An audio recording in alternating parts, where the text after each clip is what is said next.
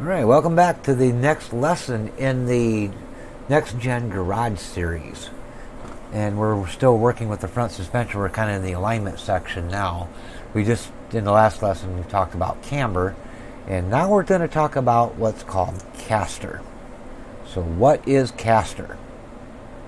Well, probably the best way to describe caster is, if you ever go to the grocery store or the supermarket and you grab a cart and you start pushing around the aisles to get your groceries, put your groceries in the cart and whatnot. You ever notice that the front wheels on that cart will point in whatever direction you're going? So if the wheels are, you got one wheel pointing off one way and you got another wheel pointing off another way, and you start pushing the cart as it goes, as you start moving, the front wheels will suddenly spin around and then line up with the cart and go in a perfectly straight track. That's caused by camber or caster. And caster is basically affects the directional stability of the car. Probably another way of looking at it is, you ever try to stand on a ball, and as soon as you go to stand on that ball, what happens? The ball tries to shoot out one way or the other because you're standing directly over the center of the ball. Now, the way caster works is, caster is the angle of the steering axis from the top to the bottom. So basically, if you're looking at the car from the side and you draw a line between the top of the tire and the bottom of the tire, if the line is straight up and down and it's perfectly vertical, that is the equivalent of zero caster. Now, if you take that line and tilt the top of the line toward the windshield of the car, the bottom of the line comes out towards the front of the car. That is known as positive caster. And when that happens, what that will basically do is it'll make the front wheels jump into straight a line once the vehicle starts to move. The more caster you have, the more pronounced that effect is as the tire tries to get out from under the weight. Now, on an oval car, you generally want about 2 degrees of caster. And on this particular car, 8.1 is probably a little much, but that's as low as it'll let us go and still be legal. If we go to 8, it drops it down and it says it's not legal anymore. Now, as you notice, as we start adjusting the caster, it starts affecting the camber. So basically, and the same thing, if we adjust the caster, or the camber rather, it affects the caster. So these two actually have to be adjusted together.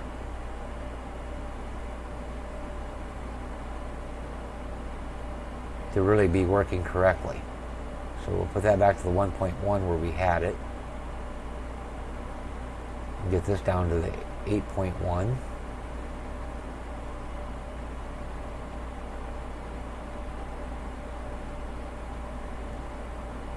Alright, so basically that's where we got that. Now, most cars are going to be set up for oval with more caster on the right front than on the left front. And I'm going to show you right now kind of where we're at, and then I'm going to make a change to the caster and kind of show you what I see. Now, caster is going to be more of a feel thing than anything else. So let's go ahead and run this guy here real quick. We'll just run a couple of laps.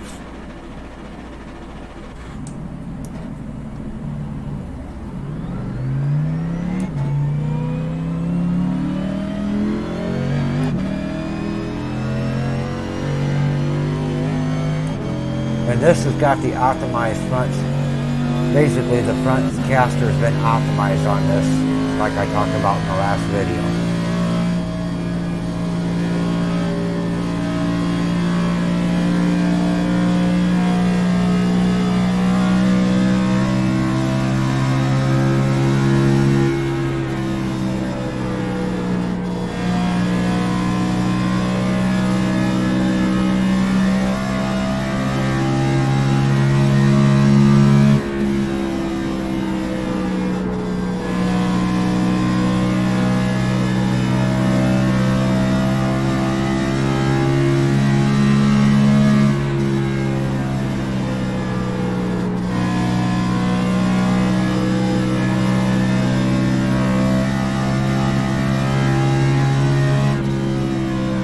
the car feels pretty good. It's fairly neutral for the most part. And so what we're going to do now is we're going to add a 2-degree caster split. And I call this a 2-degree positive split. And I'll show you what I mean by that in a minute here. So first thing we've got to do is go into the garage.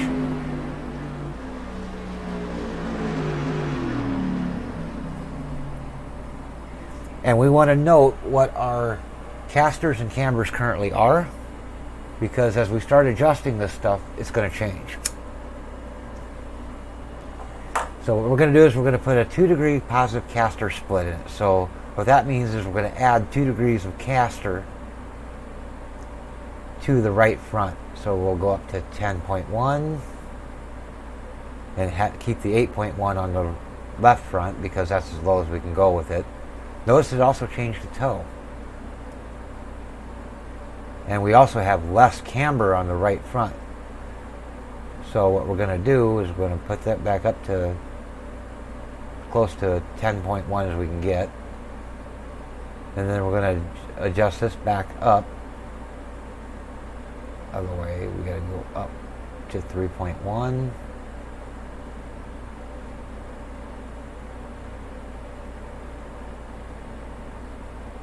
Drop our caster down to 10. So right now I have a 2-degree caster split.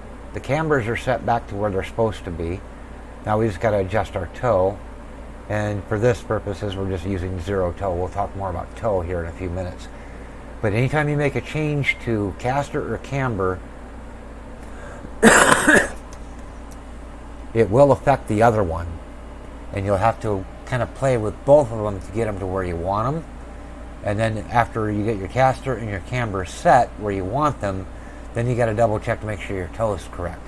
You always set your toe last, and we'll go into that more here in the next lesson. So now we're going to take this out and show you what a 2-degree caster split is like.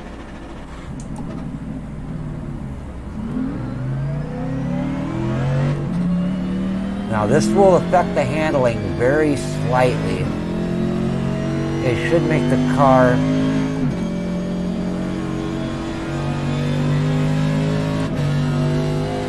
a little tighter coming into the corner. And then it should, from the center of the corner off, be slightly looser. Very little change though. You're not going to notice a lot of change with caster settings, with the exception of force feedback. If you're using a force feedback wheel, your caster settings will affect how much feel you have in the steering wheel. The more caster you add to the car, the heavier the wheel's going to feel. Because you're actually fighting the front wheels to get them to turn, because they want to go straight and stay straight.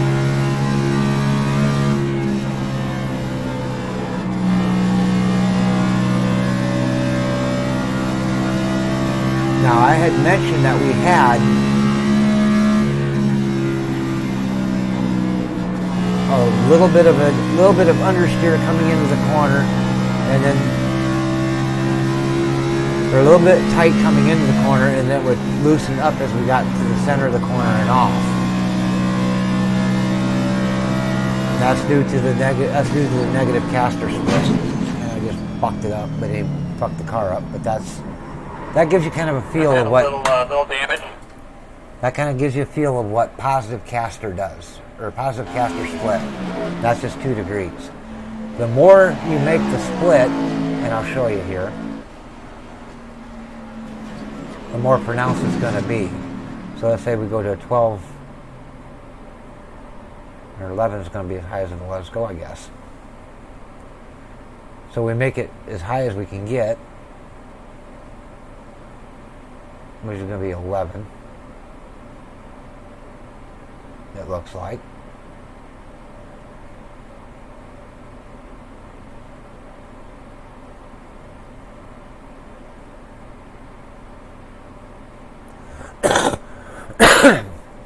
And take this back up to the 3.1 that it was at.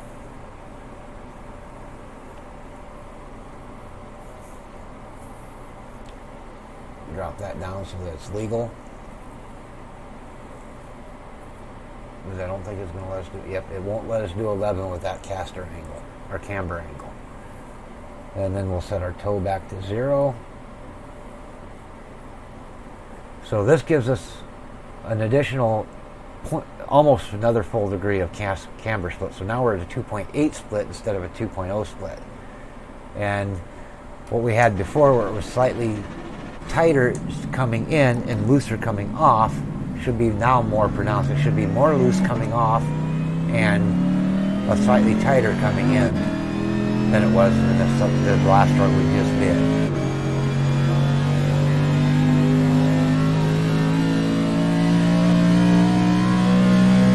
The steering wheel should also feel a little heavier too.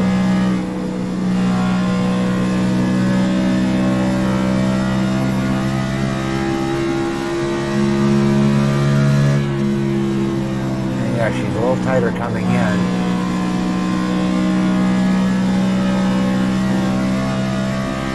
But it's a little looser coming off.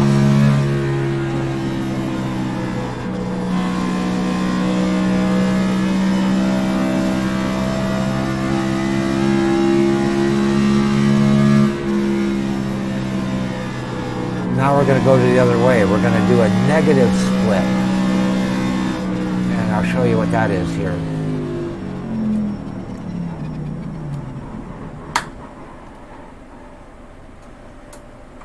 And not too many people like to use a negative split. On a few different tracks it does work.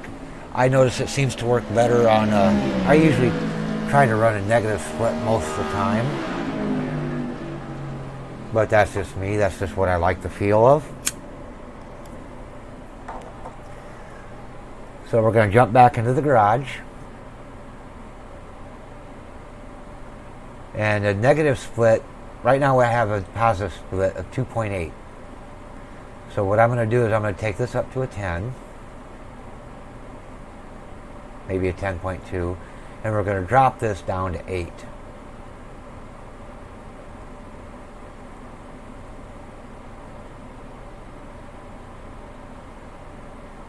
And looks like 8 is not going to be enough to be legal. So we got to go up to 8.2. Drop this back down to the 3.1 so that everything stays the same.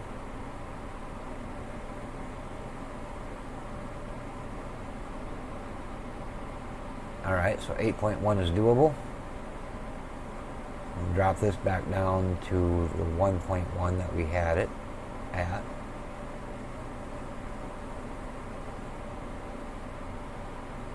And drop this down to a 10.2, so we're going to get as close to 2 as we can. And as we drop this camber, it should adjust that for us slightly. Not too much down. We'll go to 1.1. Now we'll go 1.2. Drop that.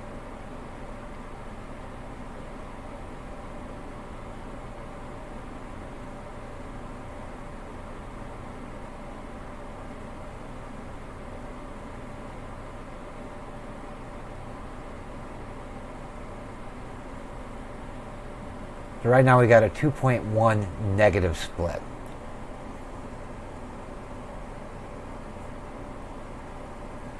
Yeah, we'll keep with the 1.2. Alright, and now we got to adjust our toe. Back to 0. Because as we adjusted this, it threw the toe all off. I don't know if we get it to 1 or not. Yep, that's those that let us go with these settings. So now we've gone from a 2.8 positive split to a 2.1 negative split. And this will definitely feel different if you got your force feedback turned up high enough to feel it.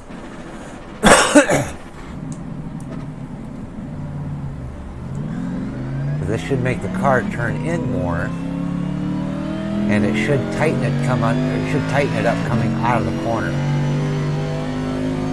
Because with the higher caster on the left front, it'll make the left front of the car rise up as I turn the wheel to the left. And the more I turn the wheel to the left, the more it raises the left front of the car. And you can see it starting to push out on me as I come out of the corner. What this does is by raising the left front of the car as I turn the wheel, it raises the ride height, which de-wedges the car and takes weight off of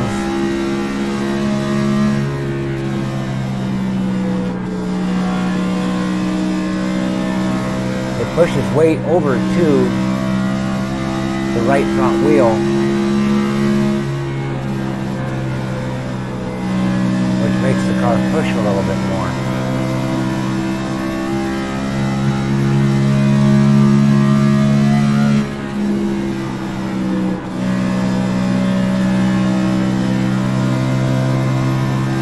Some people will call this hillbillying the front end. And the reason they call it that is because only a dumb hillbilly would set the front end up this way. But on some tracks it actually works a lot better than positive split.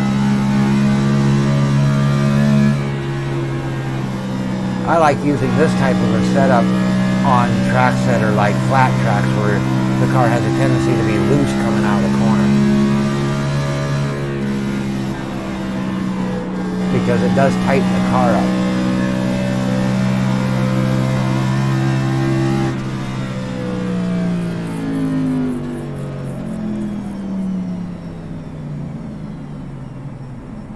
And that basically concludes the camber or the caster lesson. So caster is basically kind of a feel thing, and you're going to have to experiment with different amounts of caster to feel what you like the best for each track. And that's probably, for the most part, I know on my Xfinity car, I like running an 8-6 caster split, where I run 8 degrees of caster on the left front and 6 degrees on the right front. And that seems to feel pretty good to me for the most part, but anyway, that's just my preferences. But anyway, that pretty much concludes this particular lesson, and in that particular part, which is the caster part. And what we're going to do is we're going to set this back to our back to a zero caster split, so we can teach you about toe. And it'll take me just a second to get that ready. So we've got to jump this back up to 1.1, apply it, bump this up to legal, to 8.1, 8.1, 3.1, and then we're going to set our toe to 0 to start with. Now, toe in is a very critical adjustment. It actually affects how the car enters and exits the corner. So with 0 toe, the car is going to be pretty much neutral all the way around. And we'll go out and take a lap or two to show you.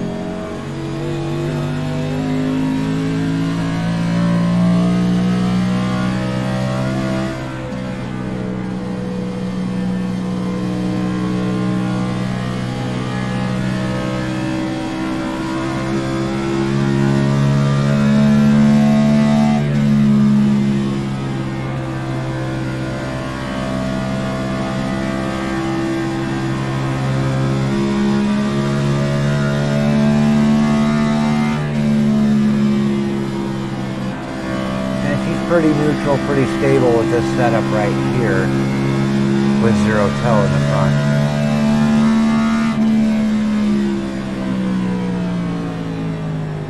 So the first thing we're going to talk about is toe in.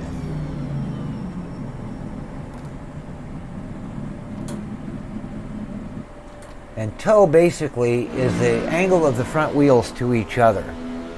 when viewed from the top of the vehicle down. So if the front tires are pointing towards each other, so you got a slight right steer on the left front wheel and a slight left steer on the right front wheel, that's called toe in, or the front of the tires are pointing towards each other. And it's measured in degrees.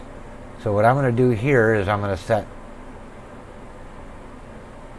a little bit of toe in. I'm going to set 2 degrees. Actually, it won't let me go that high. So we'll do 1 degree toe in.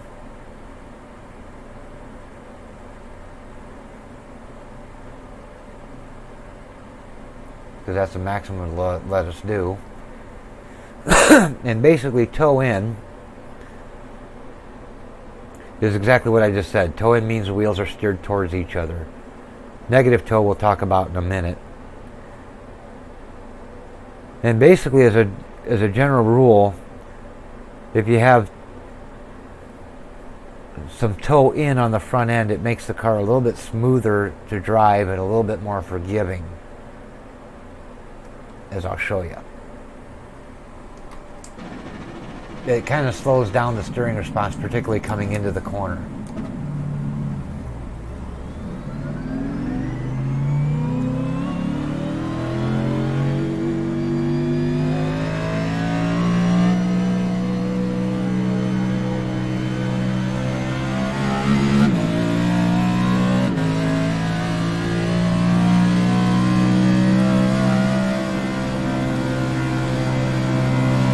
But as you get to the center of the corner and coming off, it turns a little more.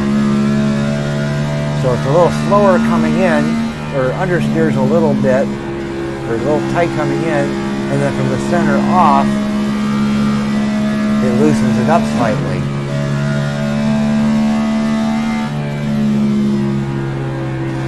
And that's why the car kind of comes down to the inside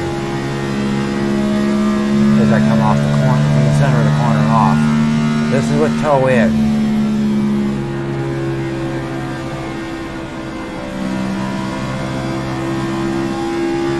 And for people who are newer to driving, toe in is actually probably a preferred because it makes the car less likely to spin out coming into the corner, but you may spin slightly coming out of the corner.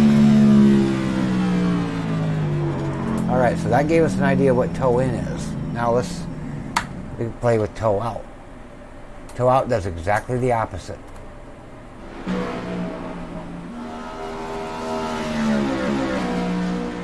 On the front end of the car, toe out is measured as negative.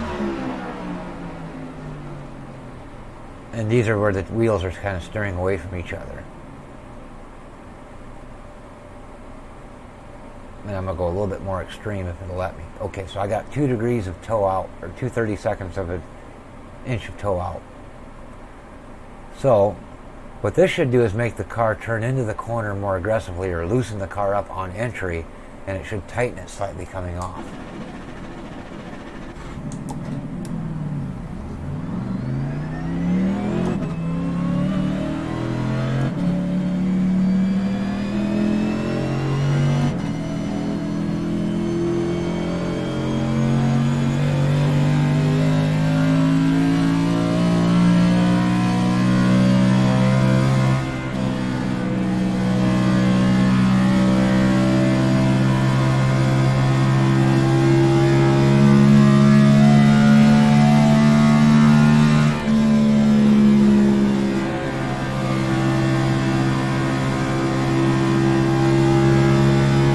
Notice how it doesn't, notice how it kind of shoots out towards the wall on exit?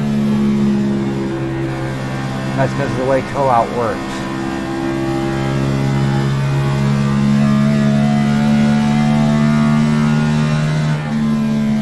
Since the left front wheel's already kind of started to point towards the left anyway, when you start to turn, the thing's like, oh, I'm already turning. So it reacts a little quicker. And then when you get to the center of the corner, start getting back on the throttle again, it tightens up because the right front wheel is pointed to the right, so it's not turned as much as it would normally be turned to toe in. So that's why on corner exit with toe in, the car wants to loosen up, and with toe out will tighten up.